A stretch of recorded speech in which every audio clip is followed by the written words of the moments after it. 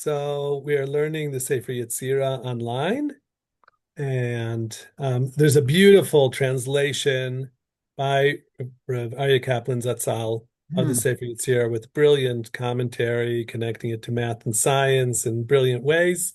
The Vilna Gaon has very, very important commentary on the Sefer Yetzira. Very, very lengthy, but a ton of great stuff there. We'll see if we could get to some of that.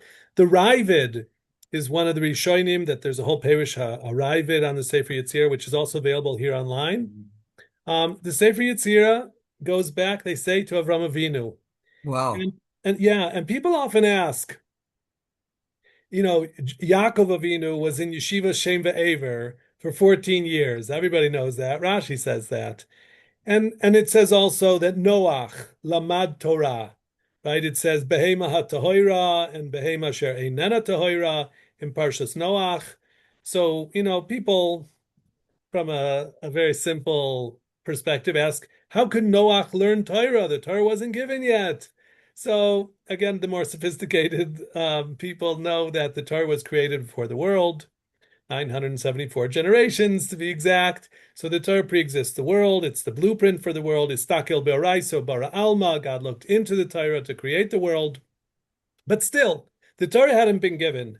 And that's important historically, that those generations, Chazal describe world history as Alpayim Tohu, Alpayim Torah, and Alpayim Yemois HaMashiach. Shis Alfe Havi Alma, world history will be 6,000 years long. The first 2,000 are a period of chaos, Tohu. The second 2,000 are a period of Torah. The Torah was given in that period. Abraham was born in 1948 from Anno Mundi, from the years of the creation of the world. So Is when he the he, author? Is he considered the author of the Sefer? yes, of at least parts of it. And then the last 2,000 years, whatever part of it is going to be in Moishe Mashiach, we're waiting for that. We're in 5786, so we got 214 years to go. Anyway, um, but to me, this is a really sound and satisfying answer. What did Noach learn in the Torah? What did Jacob in the Yeshiva Shem Ve'aver? What did they learn in the Torah? Because it's obvious they did not have the same text of the Torah that we have because it wasn't given yet. So they could know Divrei Torah, they could know about God, they could know concepts, maybe some mitzvahs. Okay, Bris Milah was given to Abraham, and Yitzchak daven mincha, and the Rambam says Yitzchak was mafrish maisris. The idea of tithing could be an ancient idea that precedes the giving of the Torah. But what does it mean that Noach lamad Torah, and what did they learn in Yeshiva Shem Be'aver? And to me, it's a very satisfying answer to say they learned the Sefer Yetzira, and that is what I believe. Because the Sefer Yetzira, it's the book of creation, the book of formation, and it's about the fundamental powers of creation, sort of how God did it. And it's about the alphabet, the aleph base, groups of letters, and forces of nature, and the zodiac, astronomy, astrology. These are ancient wisdoms, and you don't need Yetzias Mitzrayim. You don't need the Jewish people to be in Egypt and the Exodus and the 10 plagues and the 10 commandments. You don't need any of those things to understand the Sefer Yetzirah, nor to delve into it. So long before the Torah was given, the way we have the Torah, but this wisdom, this ancient wisdom of how Hashem brought the world into existence, could and did exist. And this is what people were studying before the Torah was given. I'm really confident of it. Um, so we're going to see now there's these 32 pathways of wisdom. That's how it begins. And so there's a real lot of really beautiful stuff. I'm actually sort of surprised that people don't learn it more, that it's not more in the mainstream that it is. I guess people are sort of scared of it, like Shimon said, that, oh, it's, you could use it to make a goylem or it's like practical Kabbalah. And there really is such a thing as practical Kabbalah. There's a discipline of using Kabbalah to do stuff and manipulation of shemois, and there's an English word called theurgy, and we frown upon that. We don't do that. The Arizal already 500 years ago told people don't do that. It's dangerous. If you make use of these shemos or angels or things like that, and you're not fit and the world isn't fit, it will be really destructive and bad for you and your family and for the world. So we should basically, there was a time in history where it was appropriate and permitted to use practical Kabbalah. Zev Gershon loves to say over stuff, in this world of fantasy, if you will, that the Shvatim, when Joseph saw his brothers, one of the things he claimed was that they were eating Aver min achai, that they were eating animals that they hadn't slaughtered properly. And one of the explanations, how could that be? The Shvatim, they wouldn't have shechted properly. And so one of the explanations is the animals that they were eating, they had created from the Sefer Yetzira. And so they did not require shechita. But Wow. Joseph didn't know that or whatever. So at that time in history, that was maybe okay, and people who were privy to those secrets could make use of them. Today, we frown upon that, and we're not going to try that at home to save on our grocery bills to try and create, food or meat for ourselves. Um, but I do want to. There are creative powers here because we do believe that God created the world, and we saw this in the Maimer Atzelem through the letters of the Aleph base.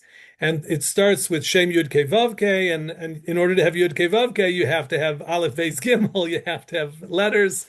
So there is power within the Hebrew alphabet, and this does talk about that. And it says about Bezalel, who was like chief engineer of the project of building the Mishkan, that he was a Bucky Be'oisiois shenivru bahem shamayim ba'aretz. Those are words of Rashi from Chazal. That what was Bezalel's greatness as a man of leading the creation, the building of the Mishkan, was that he understood the spiritual powers contained within the letters, which then becomes expressed in the materials, in the gold and the silver and the nechoshet and the wood and everything. He knows how to make it work because he understands the inner forces within it. So it's like, molecular physics or something like that on a spiritual level of using the inner power within things. And so you could imagine you have a lot of power doing that. And I'll conclude this introduction by addressing the Goyim himself. There's a number of stories of great tzaddikim that made a golem for purposes l'shem shamayim, to fight bad guys, to defend the Jews. The most famous, of course, is the golem of Prague, made by the Maharal of Prague. And the Maharal was a giant, also of Kabbalah and philosophy. We have, all those books from the Maharal, his commentary on Rashi and his other books of Jewish philosophy. But I recall seeing in the Maharal, and it's debated, did he make a golem? He didn't make a golem, right? But this I can tell you, authoritatively. The Maharal writes in his writings that kishuf, black magic, is forbidden by the Torah. And it's considered like darkei amoiri. It's considered like the ways of the idolaters to try and manipulate nature through divination and kishuf and so forth. But he differentiates those black arts from using the Sefer Yetzira. He comments and says it is permissible to use the Sefer Yetzira to do stuff. He is talking about practical Kabbalah, and he takes a stake and says it's permitted. So again, that's not proof that he made a goylem, but it's proof that he paskined that it would be permissible. So that is really interesting to me that, he addresses the point and says it's to be differentiated from black magic because that stuff is koichos hatoma, but using the Sefer Yetzira to do stuff is koichos hakedusha. This is using the letters of the Aleph base that God used to create the world, and so God used them, and He gave us the Torah. Now we can use them. That's the opinion of the Maharal. And the last little footnote I'll put into this is in terms of practical Kabbalah and so forth.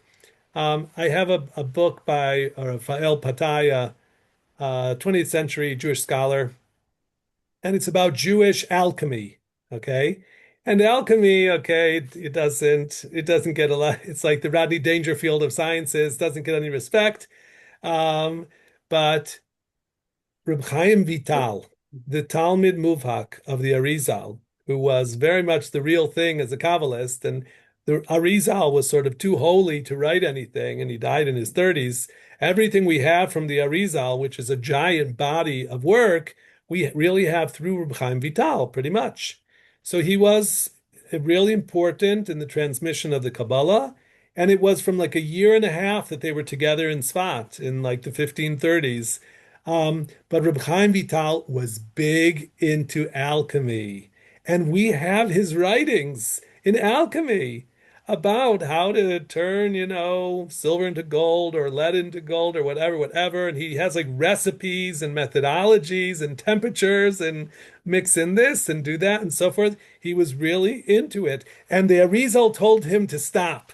Okay, which is also fascinating. And he did take a break from it, but then the Arizal died and he got back to it. Okay, so Reb Chaim Vital, one of the historical greats of the transmission of the Kabbalah, was also an alchemist. And so there are writings, there's a whole body of sort of medieval writings of also non-Jews, Christian spiritualists or whatever, who were delving into alchemy, and there was a little bit of overlap between the Kabbalists and the alchemists. For example, of Chaim Vital, but there were others, and some non-Jews also, that were looking into the practical Kabbalah in order to do stuff and make stuff and so on and so forth. So it is a little bit of a spooky, sort of haunted corner of history. But the Sefer Yetzira itself is not dark or spooky. It's about the powers that the world was created, and it gives us insight. And my last comment is the following: one of my rebbeim, and this might go back to Reb Wolbe, who was the great mashgiach in Yeshivas Ber Yankiv and elsewhere. And the Bachrim asked the mashgiach. They said, Rebbe, there's certain Kabbalah-dika Rishonim and Kabbalah-dika Sfarim that, most of the guys in yeshiva frown upon it, or it's not, from the mainstream of what the curriculum in yeshivas, but we really want to learn it. Is that okay or not okay? And Rav Bulba's answer was, if it helps your davening, then it's okay. And if not, then it's just a curios, then maybe not. So I think that's a great answer. That if learning Kabbalah or Kabbalah de Rishonim or the Sefer Yetzira or the Nefesh HaChaim or the Maimer Atzelim, if it enhances your connection to a Kadosh Baruch Hu, if it helps you in your davening and to understand a little bit more about your place in the universe, then it's a good thing. Have to be careful. You have to, know your place and who we are, and we're pretty low and pretty simple. But if you come at it with humility, then it could be a good tool to get closer to Kadosh Baruch Hu, which is the point. So with that, I begin the Sefer Yetzira. Bishloishim ushtayim nesivois pliois chochma, with 32 wondrous paths of wisdom. Okay, the 32 paths of wisdom, wondrous paths of wisdom. Chakak. Chakak is to hew out. To engrave. Engrave, exactly. So God is engraving. And now there's a bunch of Shemois of Hashem.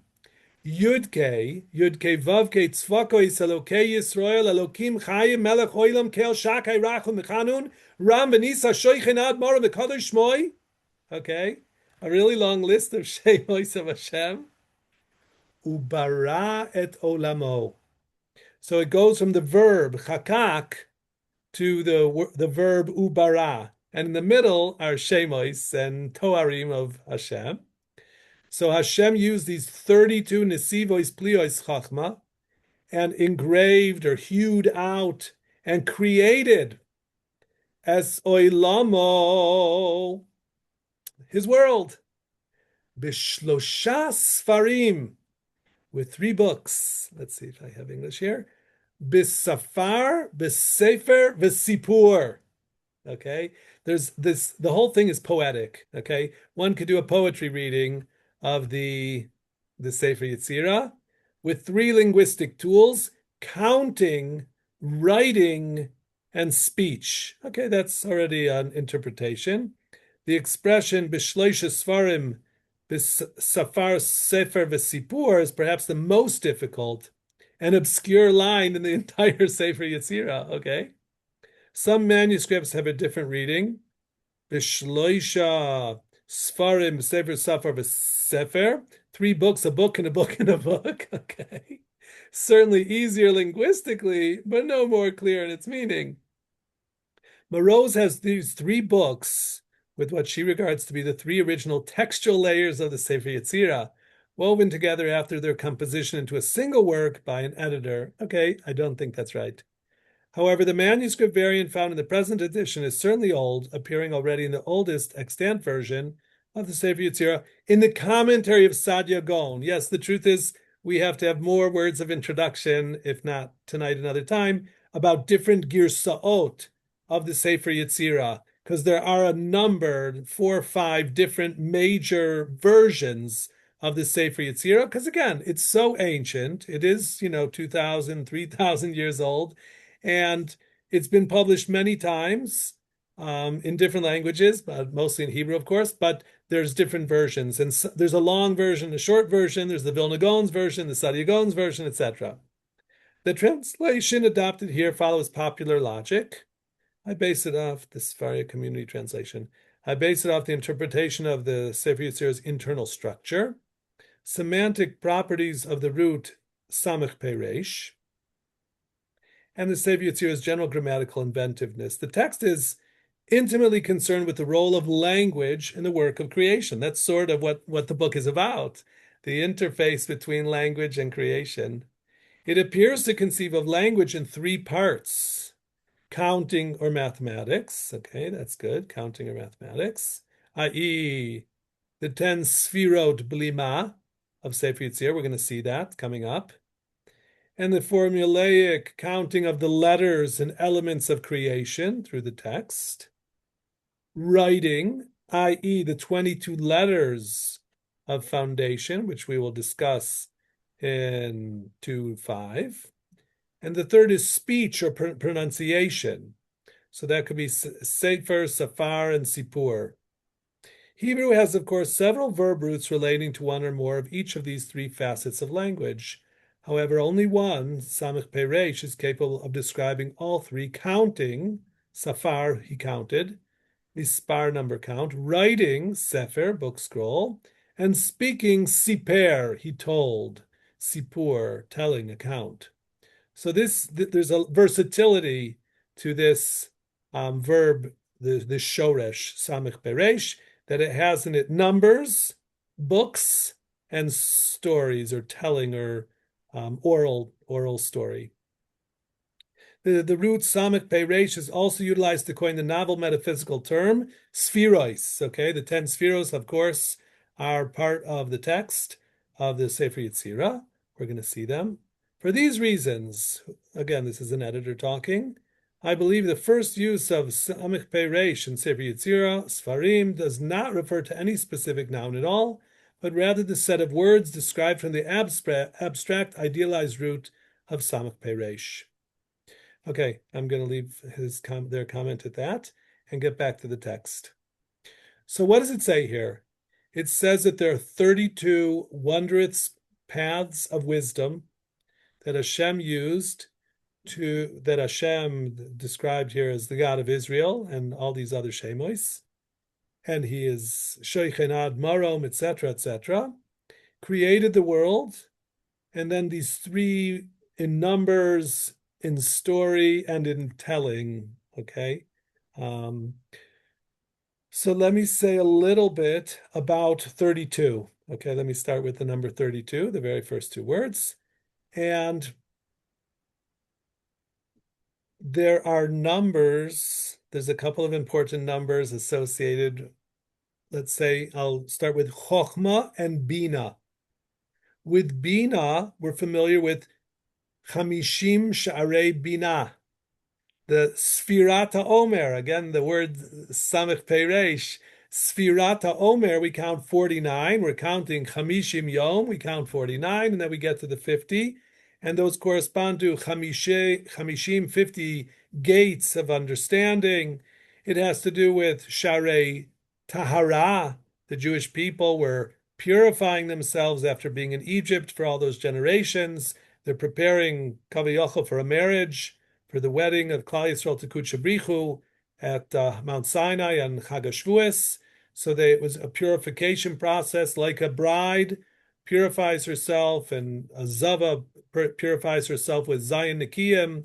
You need the number seven. So too here it's 7 times 7, 7 weeks of preparation for Maimon Har Sinai. That corresponds to number 50, which is associated with Bina. But remember that Bina is the third of the spheroids. The first is Keser, the second is Chochma, and the third is Bina. So when we speak about Chochma, which is the word here that we're using, Pliot Chochma, the magic number is not 50, it's 32. Okay? There are 32 Nesivois, Pliois, Chochma. And so I want to now give you a little bit about the number 32. And the first thing I'll say is 22 letters of the Aleph base and 10 digits. Okay? Chaf base oisiois, and the numbers 0, 1, 2, 3, 4, 5, 6, 7, 8, 9. 10 is already a new counting the tens. So there are 10 digits and 22 letters. 10 plus 22 equals 32. So Chochma, I remind you, look at the word Chochma, Ches Chaf Mem Hey, can be read as Koach Ma. We reverse the Chaf and the Ches, and it says Koach Ma. So Chochma is like a little bit of data or a little bit of power. Koach Ma. Okay? It's like a mashahu. It's a something. It's some iota of power is Chochma. So a letter or a number could be understood as one of these iotas of power. It's a bit of energy, like an electron. Okay, it's a tiny spark of power, of energy, of light, of somethingness that God used to create the world. And there's 32 of them, 32 pathways, wondrous pathways of Chokhmah that Hashem used to create the world. More about the number 32. The first letter of the Torah is, of course, the base of Bereshis. The last letter of the Torah is Le'enei Kol Yisrael, is a Lamed. Base and Lamed are 32. So the beginning and the end of the Torah are mirames, that the Torah is describing these 32 pathways of wisdom with which God created the Torah, the world. Two more thoughts about the 32 I will share with you. One is the number of times that it says Elokim in the story of creation. Bereshis bara Elokim es hashamayim ves haaretz. Vayomer Elokim yehi or. Vayar Elokim es haor kitoi. Vayavdel Elokim, etc., etc. If you count all the Shem Elokim that are in Maaseh Bereshis, the magic number you'll get to is 32. Now, we know that God used wisdom to create the world. And one remiss to that is Bereshit. Because when I say to you Reshis, what do you say to me? I say Reshis, and you say Reshis Chochma, Yiras Hashem. Right? That's a pasuk in Tehillim. Reshis Chochma Yiras Hashem. So when the Torah says Bereshis bara, it's really saying Bechochma bara. So Hashem created the world Bechochma, which is also a name of the Sefira, the second Sefira Chochma, which is this Koach Ma. And how did he do that? In 32 pathways, which correspond to 22 letters and 10 digits.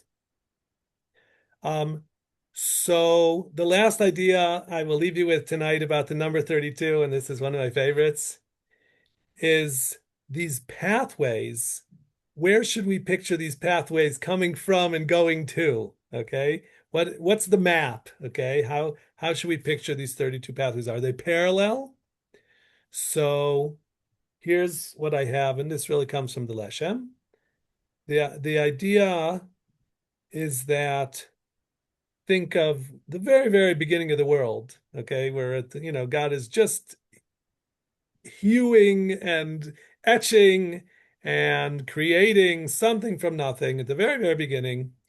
And presumably it's spherical, like a tiny, tiny particle, like the Big Bang. Okay. And then there's going to be this superinflation. It's going to grow really fast.